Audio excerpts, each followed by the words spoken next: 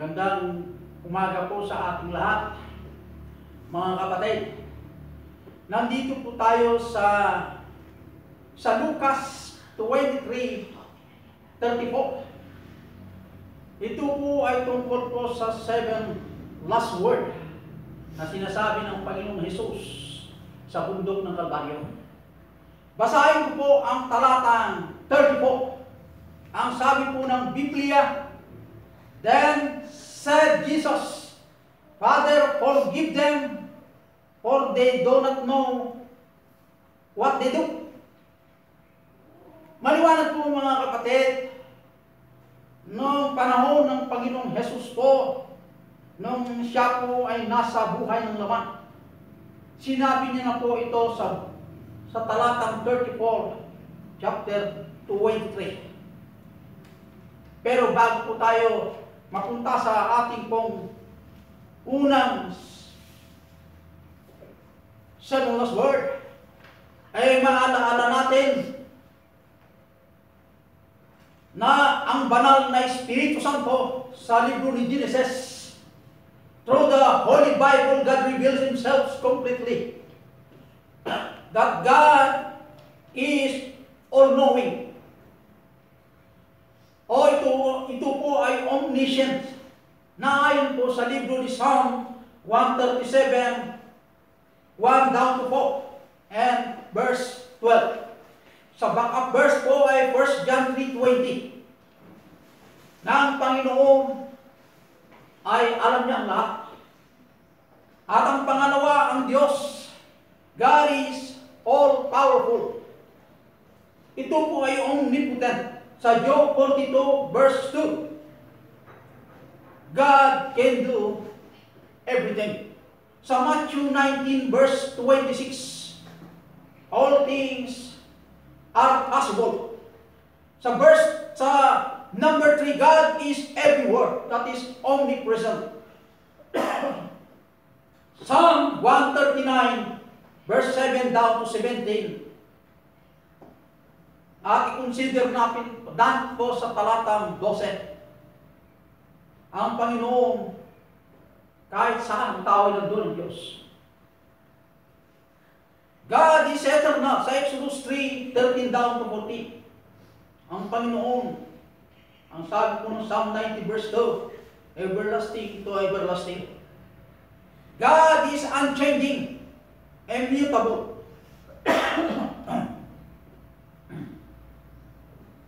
Malachi 3:6, God is holy. God ay hindi po nagbabago ang Diyos. God changes not. We should exalt God and worship Him because for the Lord our God is holy. God is love. Romans 5:8. God is gracious. God's grace undeserved favor. God is truth, na ayon po sa Psalm, o dito sa Titus chapter 1 verse 2. God cannot lie because God's word shall stand forever. So maliwanag mga kapatid, ang katayuan po kung sino ang Diyos. Yun po ang Diyos ng mga Israelites. And the Old Testament, si Jehovah na Diyos. Kaya, dahil po sa kanyang mission sa lupa, sa Lucas 19:10, He came to seek and to save that which was lost. Siya po ay naparito para hanapin at iligtas iyong pong wala sa liwanag. Siya ay pumarito sa lupa. Kaya ang Diyos, that's why He made His history. Kaya ginawa niya po ang kanyang sariling istorya na nai-reveal po dito sa banal na kasulatan, the Holy Bible. Jesus Christ was born of a virgin. Sa Matthew 1 verse 18. Ladies and gentlemen, bago natin balikan po ang ating talata, the last first word of Jesus Christ, Sa 7 last word, bago natin pupuntahan po doon, ay nandito po tayo sa katayuan kung sino po iyong pinako sa cross. Now the birth of Jesus Christ was on this wise. When as his mother Mary was exposed to Joseph, before they came together, she was found with the child of the Holy Ghost. Sa verse 20, Matthew chapter 1, conceiving her is of the Holy Ghost. So maliwanag po na iyon pong nasa tiyan ni Virgin Mary is the Holy Ghost. Binanggit po ng verse 18, she was found with a child of the Holy Ghost. At ito pong verse 20, the same chapter at the same book, manganganak siya, conceived in her is of the Holy Ghost. Tayo po'y manalangin na ilang masalamat po sa iyong mga salita. Dalayan ko, Diyos, na makapangyarihan at maunaway na Diyos sa lahat ng panahon. Nabuksan ko ang aking puso upang maunawaan ko ang mensahe sa 7 last words. Kung bakit ang Panginoong Hesus ay nagsalita ng 7 salita na huli po sa bundok po ng Kalbaryo para ipakita sa mga tao na siya po ay rineject po ng sanlibutan, na mas marami po ang nagpahirap sa kanya at umayaw sa kanya na siya po ang Mesiya. Dalayan ko, Panginoon, bigyan mo po ang bawat sana ng encouragement ni Joy to hear the message. Na ikaw makita sa lahat ng panahon. Patawad, Ama, sa aming mga nagawang kasalanan. At dalayan ko, O Panginoon, na magligtas ka po ng maraming kaluluwa. At ang aming bansa na harap po sa virus, I pray, Father, walang magagawa ang virus kung ikaw ay mag-intervene sa problema ng bansa. At ingatan po ang iyong mga anak, Ama, sa virus na kumakalat. At dalayan po ang iyong mga anak, Ama, na sundin ang iyong pinag-uutos upang kami po ay makamta ng blessing po pagkakalak mula sa inyo. At ang aming bansa, O God, mula sa aming presidente, ang aming elected official of the land, President Duterte, at ang pinakamababa na elected official of the land, ng mga barangay, ang mga kagawad. Sa lahat po na elected o Diyos, I pray, Father, na mapakinggan nila ang mensahe na ang kaligtasan ay nasalala lamang sa inyong libigatin sa dalayan ko, Panginoon, ang aming bansa ay ligtas mo sa virus. Upang mga unsaved, Father, ay mapakinggan po nila the only way going to heaven after this life. Dalayan po hindi lang po ang bansang Pilipinas, kundi sa ibang bansa, maraming namatay, O Panginoon. Wala kang nagagawa na ibahagi yung salita ay pray, Father, na encourage mo, gisingin mo ang mga manampalataya na magtursige na ipatuloy na ibahagi ang mensahe ng kaligtasan na nasalalay lamang kay Kristo Jesus upang ang tao mapunta sa langit na bayan. Dalayan ko, Diyos, gamutin mo ang problema ng bansa. At dalayan ko rin yung Panginoon sa bawat isa yung pong ingatan. Salamat sa lahat. In Jesus Christ I pray. Amen. So, maliwanag mga kapatid, na si Jesus Christ, noong lumabas po sa sinipupunan ni Maria, ay Holy Ghost. Ang ikinabubuntis ni Maria ay ang the Holy Ghost. Maliwanag po, hindi lang po isang talata ang nagsasabi niyan, hindi lang isang book ang nagsasabi na ang Holy Ghost ang ikinabubuntis ni Maria. Noong lumabas, at ang nagsabi, ang ipapangalan sa kanya ay isang anghel, na ipapangalan ay Emmanuel. Ang ibig sabihin ng Emmanuel, ang Panginoon, Diyos ay nagsabi. Sa other verse, sinasabi nito na itong ipapanganak na Bisaya, ang pangalan ni Jesus.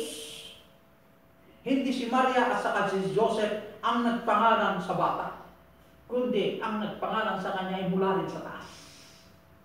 Mula rin po sa taas. Ang anghel po ang nagsabi, papangalanin nyo ang may panganak na bata. Emmanuel, papangalan nyo ang may panganak ng bata ay Jesus Christ, anak ng kataas-taasan. So maliwanag, mga kapatid, na itong sumigaw ng unang 7 last words ay yun rin po ang Holy Ghost na inipanganak sa sinipunan ni Maria. Unang puntos. Ang title ng mensahe, The Christ from the Cross. Christ, ang pag-iyak o ang puso ni Jesus Christ. Siya po ay sumigaw sa bundok ng Kalbaryo. Ha? Na naayon sa Lucas 23:34. Father, forgive them. Ama, patawarin niyo po sila. Yun po ang binanggit. Hindi yung our Father, kundi ang binanggit po ng 34, ng 23. Father, forgive them, for they know not what they do. Ama, patawarin niyo po sila. Ha? Patawarin niyo po sila. First, yung pain, yung kanya pong naranasan na paghihirap sa bundok ng Kalbaryo sa kamay ni Poncio Pilato, si Caiaphas, at saka si King Herod, including the Praetorian Guards. Marami pong kanya-kanya sa kanila na pinagkaloob ang paghihirap kay Kristo physically. Siya po ay nakaramdam ng matinding pagkasakit, physical na kalagayan.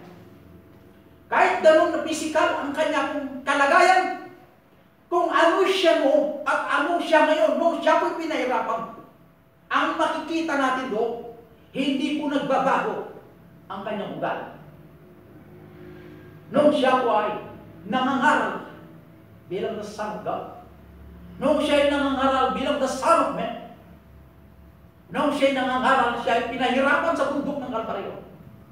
Siya rin po, si Kristo Jesus, hindi nagbabago. Sa kanyang kahirapan physically, sa kanya pong kahirapan spiritually. Bakit sinabi kong spiritually? Dahil siya po ay noong nanalangin, hindi po sinagot ng Diyos ang kanyang panalangin.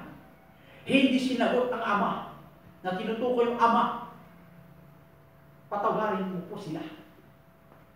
Hindi sinagot ng Diyos yung sinabi niya, sa kupang ito, o Ama, iilayo mo sa akin. Sinagot ba ang Diyos nung kapanahon na siya ko'y nasa paghihirap? Samantalang sinabi ng Diyos Ama, this is my only begotten Son, in whom I am well pleased. Hear ye him. Pinakinggan ba itong mga tao iyong sinasabi ni God the Father? Ito ang aking sinisinta kong anak na lubos kong kinalulugdan. Maliwanag po yun. Kinalulugdan. I am well pleased. Makaiayo kanyak dahil na kunan ni God the Father. Dinggin niyo kuma isuna. Dinin nga gaya dahil kita tao di daga. Dahil ni isa una nga siyak ti dalang kinti pudno kinti biyak. Awan ti mapang kiniyama no di magkakanya. Aduda ting baga ni Jesus Christ hanggang dinin ti tao.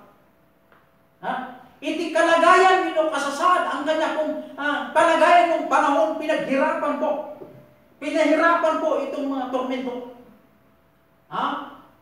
Yung mga scourging, pagpapalo sa kanya, mga cruel mocking, yung salita ng tao, pag-iinsulto sa kanya. At ang ginawa ni Caiaphas the high priest, si Governor Philip, King Herod, including the Praetorian Guards, hindi lang po insulto, pati ang mga kamay ay talaga ibinigay sa katawan ni Kristo. Dahil sa kalagayan niya, sa lupa lang, pag ininsulto mo ang mataas sa tao, pwede ka sampahan ng kaso. Tinadyakan mo lang ang tao sa harap ng tao, pwede ka sampahan ng kaso. Pinagsisigawan mo ang tao, yung taong walang kasalanan, pwede ka sampahan ng kaso. Pwede ka makulong. Pwede ka mabigyan ng penalty according to the law. Pero si Jesus Christ, nasaan ang batas? Noong panahon na yun. Maliwanag po, in Gethsemane, when the blood is sweet, fell fast upon the ground. His bitterness cry, my Father, asking that if he were possible, the cup of grace might pass from him. He pleaded with the Lord God as his Father. And yet, hindi po siya na-discourage. He continued to pray. Ladies and gentlemen, he continued to pray. Kahit ganun po ang kanyang kalagayan, hindi po siya na-discourage. how great heart is He revealed the pleading for others, which we are not deserved to His sacrifice, the divine sacrifice of His Son. We are not all deserved. It is more precious. They did not deserve for His prayer. The endeavoring persons, they never asking for praying. They disregard His word. Ang mga taong pinagpipray ni Jesus Christ sa Kalbaryo ay hindi po sila nag-request, panalangin mo naman ako para ako'y maligtas. Ang mga tao doon na nagbibigay na umayaw sa Kanya at hindi na nampalataya, puro sila po ay galit sa mukha, galit sa bibig, galit po sa kanilang mga kamay. Kaya naranasan lahat ni Jesus Christ ang mga bagay na ito. Dahil po doon, nagpatuloy pa rin ng langin, the only Redeemer, the only begotten Son of God. Nagpatuloy pa rin ng nalangin dahil lamang po sa atin. And yet our Savior prayed hard for persons who did not deserve and meditate a curse which was violated for mankind. It is a careful spirit. He looked his enemies. Tinignan niya po ang mga mukha ng kaaway. Uhaw na siya po'y mamatay. Galit na galit ang mga tao sa kanya. And yet, he continued to pray for his people bilang ad-anak bukid to fulfill his vision kung bakit naparito sa lupa. He just want to please his Father, to obey the command. How about us Christians? Tinubos ka ng Panginoong Jesus sa bundok ng Kalbaryo. Saan ka sa katutak na paghihirap doon, dumanak ng maraming dugo, the Holy Blood. Saan mo naman isinurrender ang buhay mo? At kailangan ka ng nalangin sa Diyos. Ikaw ba ay nanalangin sa Diyos pag ikaw ay nasa mabuting kalagayan? Ikaw ba ay nagbigay ng mabuting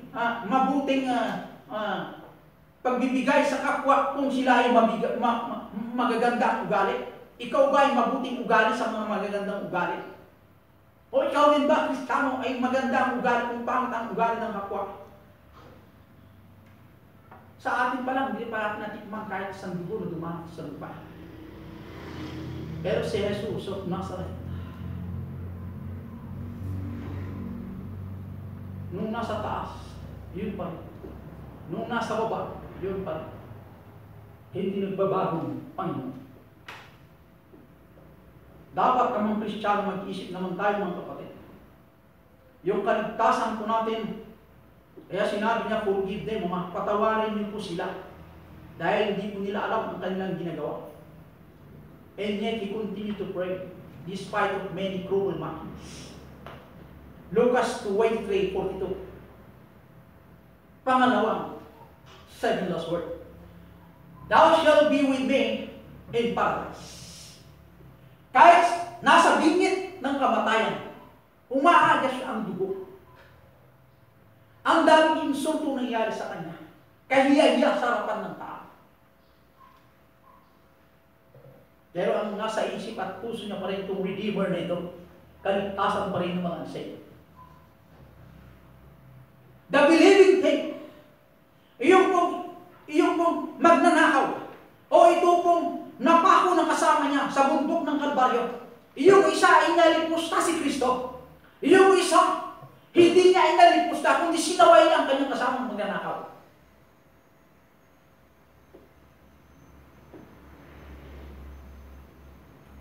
Bakit sinaway niya? Ladies and gentlemen, remember, beloved friends, that our Lord Jesus Christ, at the time He saved the malefactor, was at His lowest stand. Nasa huling lakas ni Kristo. Physical at spiritual. Yung kanyang pagmamahal hindi pa rin nagbabago. Kung ang Kristiyano nagkasakit, nakalalapit sa Diyos. Kung hindi nagkasakit, lumalayo sa Diyos. Bakit? Sa panalangin mo siya po ay maganda. Ang kanyang katawan maganda, maraming pagpapala. 2 beses isang araw. Nung nagkasakit, 10 beses isang araw. Remember, ladies and gentlemen, si Jesus Christ, maraming pong dugo umagos sa Kanya.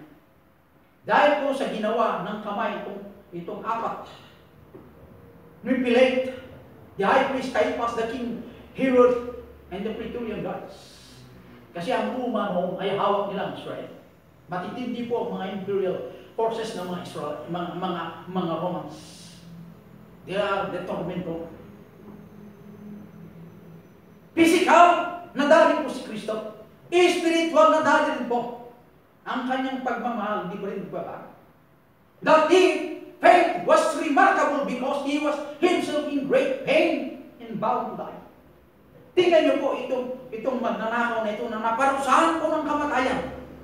Siya po ay pinahirapan doon. Nakita niya na si Kristo ay nasa huling stage, nasa huling lakas.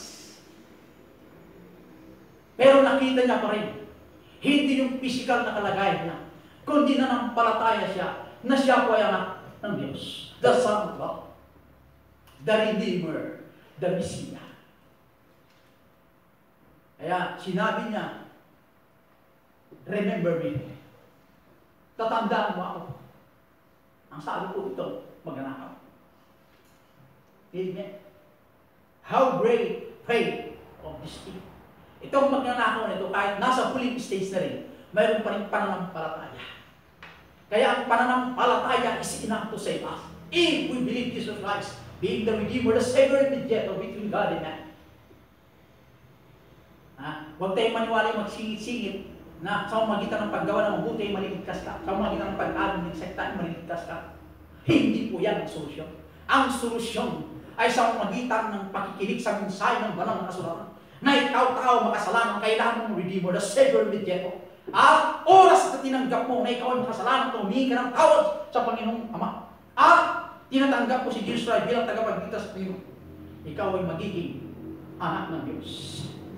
It is not easy to exercise confidence when you are tortured or with deadly anguish. Hindi biro-biro po yung nasa katayo nang hihina ka at ikaw ay nagkaroon pa rin matibay na pananampalataya. Sa lahat ng tao sa lupa, pag nanghihina physically, nanghihina spiritually, nawawala na yung ating pananampalataya. Pero ang labanan ito kung taong magnanakaw, nagkaroon sa kanyang matibay na pananampalataya. Nanampalataya sa isang taong nasa huling lakas niya na nakabitin po sa krus ng Kalbaryo. Umaagos ang dugo, nanalangin sa Ama dahil po sa mga makasalanan na nagmamatsyag sa Kanya na yung kapatawaran na mayroon siya, iyon po ay mahirap sa atin na magpatawad sa mga kapwa kasalanan sa atin. Ngayon po dapat natin gampanan na marunong din tayo magpatawad sa kapwa. Kaya inaamon kayo mga kapatid. Ang ginawa ni Kristo ay dapat natin tularan. Pangatlong word, the one of the 7 lost word.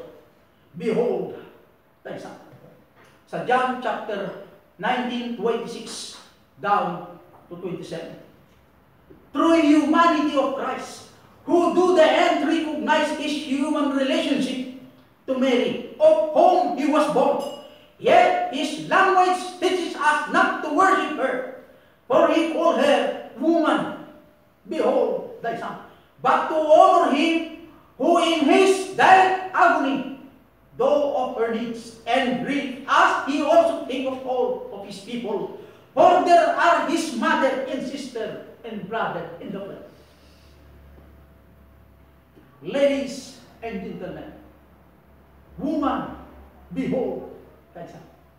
So maliwanag na bilang relasyon niya sa atin ay pinanganak po kay Maria, despite na siya po ay espiritu nung lumabas ay Kristo. Yung Holy Spirit na nakikita nasa sinapupunan ni Maria, nung lumabas, nabalot po nung naman. Ito po si Jesus Christ. Kinikilala pa rin ni Jesus Christ yung perfect humanity niya na gumagalang sa magulang. Kung ang magulang ginagalang ni Kristo, ikaw pa kaya na anak hindi marunong gumalang sa magulang. Maraming mga anak ngayon hindi marunong gumalang. Porque may pinag-aralan na, porque mataas na ang kanyang alam. Bakit si Jesus Christ? Marunong naman pagdating sa karunungan. Sino naman si Maria at saka si Jose? Limitado ang kaalaman. Pero rinespeto pa rin ng Panginoon. Siya pa rin ang nagsabi, respetuin niyo po ang iyong mga magulang.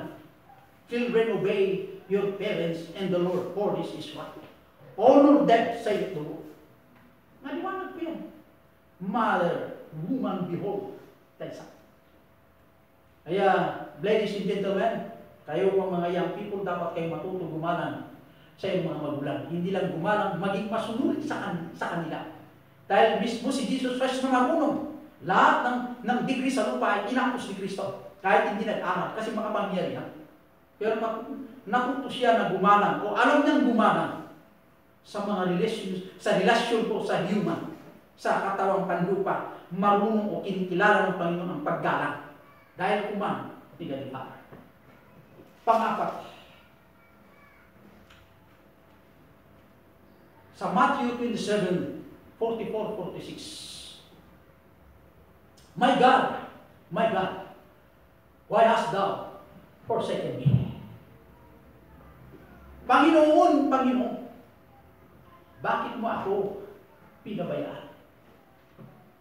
Ladies and gentlemen, nanalangin ang gadasan na perfect na masunurin sa Ama.